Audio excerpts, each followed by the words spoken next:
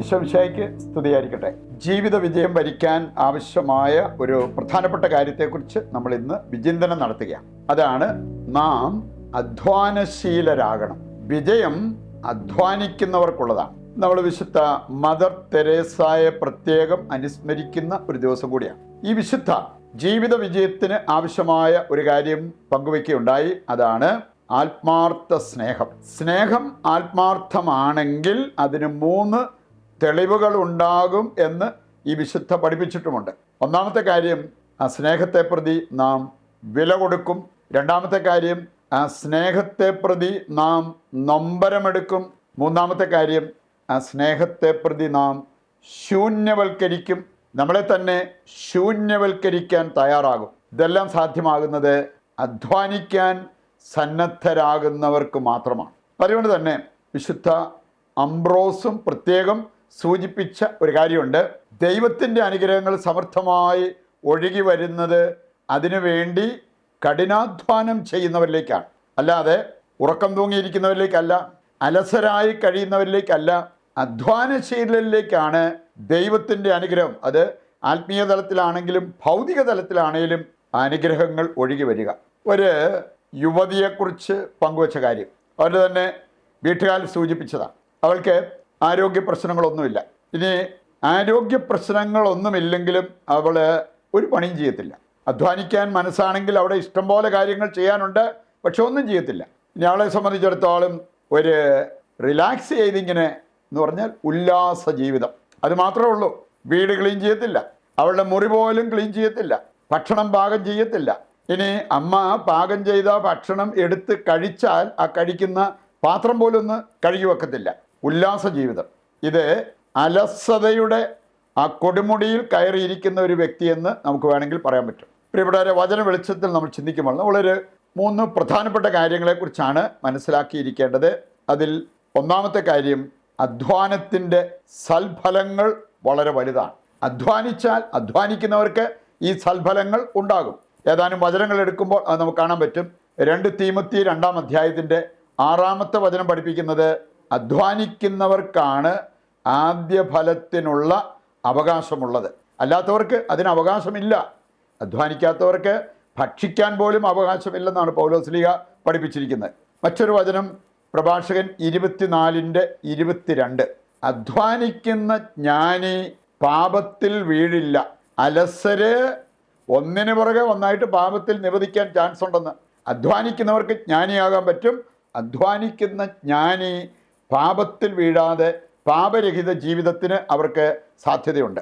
വീണ്ടും നമ്മൾ കാണുന്നുണ്ട് പ്രഭാഷകൻ 31:22 വായിച്ചാൽ അവിടെ പറഞ്ഞിരിക്കുന്നത്, ഏത് ജോലിയും ഉത്സാഹത്തോടെ ചെയ്യുക, എങ്കിൽ രോഗം നിന്നെ പിടികൂടില്ല.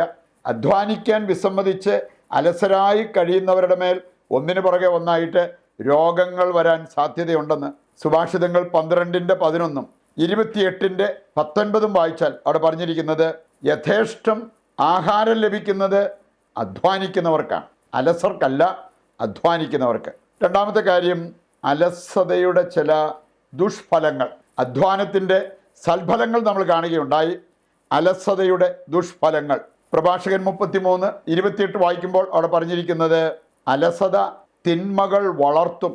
അതുകൊണ്ട് തിന്മയിൽ നാം വളരുന്ന ഒരവസ്ഥയുണ്ടാകും അലസരായി കഴിയുമ്പോൾ. തോബിത്ത് 4:13, സുഭാഷിതങ്ങൾ 19:15 ഇതെല്ലാം പറയുന്നത് അലസത നാശവും പട്ടിണിയും വരുത്തും എന്നുള്ള യാഥാർത്ഥ്യമാണ്.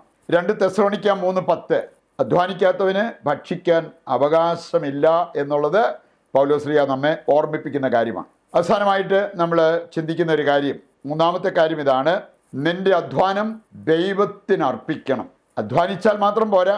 ഇനി അലസരായി കഴിയുമ്പോൾ ഉണ്ടാകുന്ന അപകടം അധ്വാനിക്കുന്നവരുടെ ജീവിതത്തിൽ നിന്ന് കംപ്ലീറ്റ് മാറി നിൽക്കണമെന്നില്ല.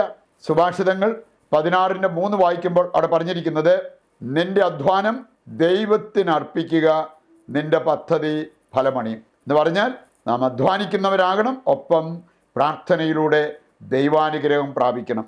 ഈ ഒരു കോമ്പിനേഷൻ, അതാണ് ഏറ്റവും മനോഹരമായ ഒരു കോമ്പിനേഷൻ നമ്മുടെ ജീവിതത്തിൽ ഉണ്ടാകാവുന്നത്. അതുണ്ടായാൽ നമുക്ക് ജീവിത വിജയം ഉറപ്പിക്കാൻ പറ്റും.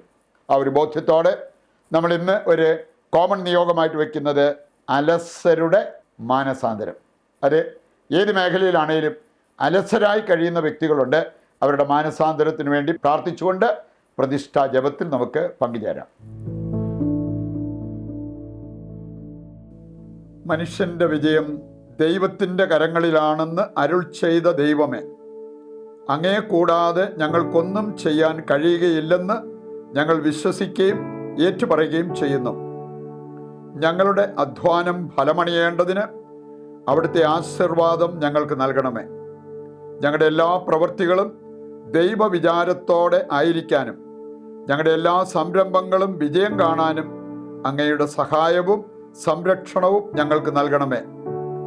പരാജയത്തിന് വഴി തുറക്കുന്ന അഹങ്കാരവും മറ്റു പാപപ്രവർത്തികളും വെടിഞ്ഞ് ദൈവാശ്രയത്വത്തിലും പരസ്നേഹ പ്രവർത്തികളിലും വേരുപാകി അടിയുറയ്ക്കാൻ ഞങ്ങളെ സഹായിക്കണമേ. മറ്റെന്തിനേക്കാൾ ഉപരിയായി ജീവിത വിജയം ലക്ഷ്യമാക്കാനും അങ്ങയുടെ സഹായത്താൽ അത് കൈവരിക്കാനും ഞങ്ങൾക്ക് കഴിയട്ടെ. ആമേൻ. ഇതിൻ്റെ എല്ലാ പ്രാർത്ഥനാ നിയോഗങ്ങളും നമ്മുടെ ഇന്നത്തെ എല്ലാ അവസ്ഥകളെയും ദൈവകരങ്ങളിൽ ഏൽപ്പിച്ചുകൊണ്ട് ഇന്ന് നമ്മൾ ദൈവത്തിന് അർപ്പിക്കുവാൻ ആഗ്രഹിക്കുന്ന പ്രത്യേക പ്രാർത്ഥനാ നിയോഗത്തെ ദൈവകരങ്ങളിൽ ഏൽപ്പിച്ച് താഴ്ന്ന സ്വരത്തിൽ കർത്താവിനെ സ്തുതിച്ചുകൊണ്ട് ദിവ്യകാരുണ്യത്തിൻ്റെ ആശീർവാദം നമുക്കിപ്പോൾ സ്വീകരിക്കാം. യേശുവേ നന്ദി, ഹല്ലേലൂയ. യേശുവേ ആരാധന, യേശുവേ ആരാധന. കർത്താവേ ഏറ്റെടുക്കണമേ. ഞങ്ങളുടെ ഈ പ്രാർത്ഥനാ നിയോഗങ്ങളെല്ലാം അവിടുന്ന് ഏറ്റെടുത്ത് ഞങ്ങളെ, ഞങ്ങളുടെ കുടുംബത്തെ, ലോകം മുഴുവനെയും അനുഗ്രഹിക്കുവാൻ തിരുവുള്ളമാകണമേ. യേശുവേ നന്ദി, യേശുവേ സ്തുതി.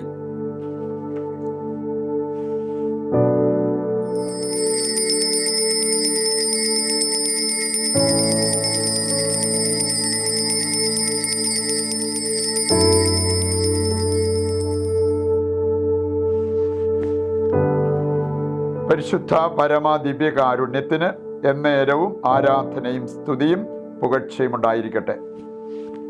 ഈശോ മിശിഹായ്ക്ക് സ്തുതിയായിരിക്കട്ടെ. ദൈവം നിങ്ങളെ സമർത്ഥമായി അനുഗ്രഹിക്കട്ടെ.